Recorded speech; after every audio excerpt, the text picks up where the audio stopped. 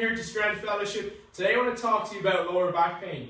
Lower back pain is something that we've all suffered from, especially if we're in that older age bracket. And it's something that we just tend to just accept throughout our daily lives and just mask. So, you know, popping a Nurofen or a Panadol here is nothing to a lot of people. And that's just that band-aid solution. But what I need to do is really focus on what's the actual root cause of that back pain. So I'm not talking about if, you know, you've had a serious injury from a car crash and anything like that. What I'm talking about is just generally you're going throughout life and, oh yeah, back is sore, and you just accept that as normal. If that is the case, from daily activities such as, you know, picking up your kids, trying to tie your shoelaces, getting out of bed in the morning, driving the car, sitting at a desk, playing a few holes of golf, carrying the shopping, whatever it may be to you that you can relate to, I think it's really important that we start to understand why that back is sore. And it's because it's overuse, it's overworking. If we think that we're always a lot of time in this position, you know, driving, if we're typing, if we're just sitting watching TV, and our lower back starts to overwork. And what turns off and what goes to sleep is the core, the bum, and they just get weak, especially as we age. So what we need to focus on is getting those really strong and turned on again, and get that lower back starting to turn off and just relax. Because it's always like, hey guys, yeah, I'm here working, and yeah, you're gonna feel that pain straight away. So I'm not gonna offer you a silver bullet or a magic potion solution for your lower back pain. What I am gonna offer you in this video is just a couple of drills that you can do at home that require no equipment, and that are very straightforward, and just if you do on a consistent basis. What I've found experience-wise with my clients is that when they come in and that back pain is an 8, a 9, or a 10, and just slowly over a consistent basis we start to drill this good breathing patterns in, we stretch out the hips, the back of the legs, and we get the bum and the core turned on, and we get those guys really, really strong. That lower back pain starts to come all the way down to a 0.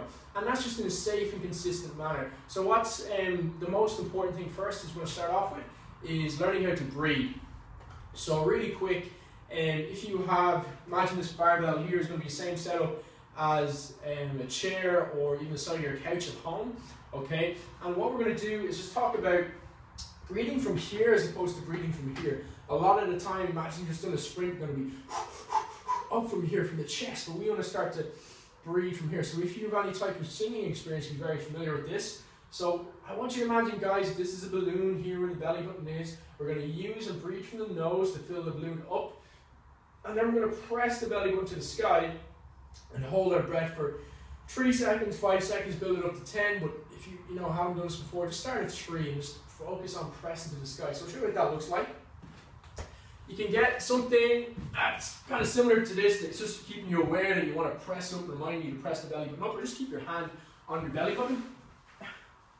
So what we're looking for here, guys, is to make sure the bum is under the knees.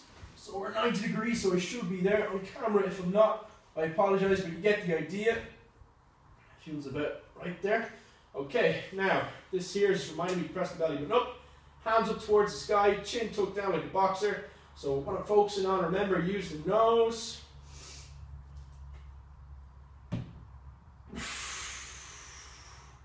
Yeah, a quick point.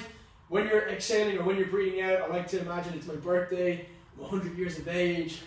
So driving and blowing out all the candles, okay? So really, really strong exhale as opposed to, okay? Really important.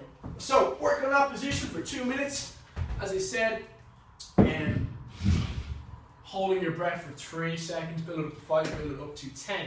Second thing we want to work on is stretch out the back of the legs, okay, your hamstrings, and your calves get really, really tight as well. So what we're going to do is just use a towel here. We're going to have one leg straight in the floor. I'm going to wrap this just around the midfoot and think about pulling it towards my face. So I'm feeling this hamstring stretch. If I want to start feeling it up here, all I do is point the toe up, point the toe down. I'm breathing all the way throughout this, so as I exhale, I can kind of pull it in a little bit more, get a little bit more range. Do about 2 minutes on each side, so right and left, or left and right, minimum. Then I'm just going to work into what we call our dead bug, activate that core. So what it looks like is going to get that kind of tabletop position again. So knees over pockets, hands up towards the sky, Going to focus on keeping one arm in the center, so this left one first. The right arm will go back, and then we'll return, and then change. So, get my breath.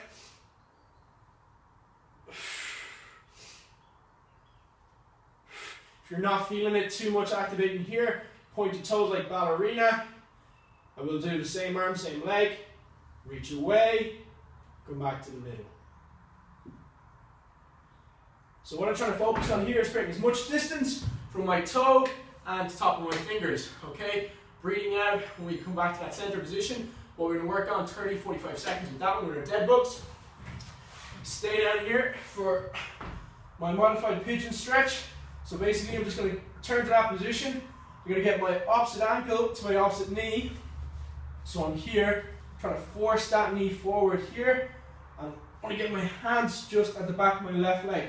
So what I'm focused on here, guys, is I'm going to pull my knee, using my hands to pull that left knee towards my chin, and I'm pushing away with this opposite leg. So I'm going to just push and pull.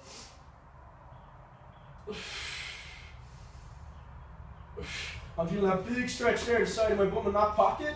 Okay, once again, we'll do 2 minutes minimum on each side.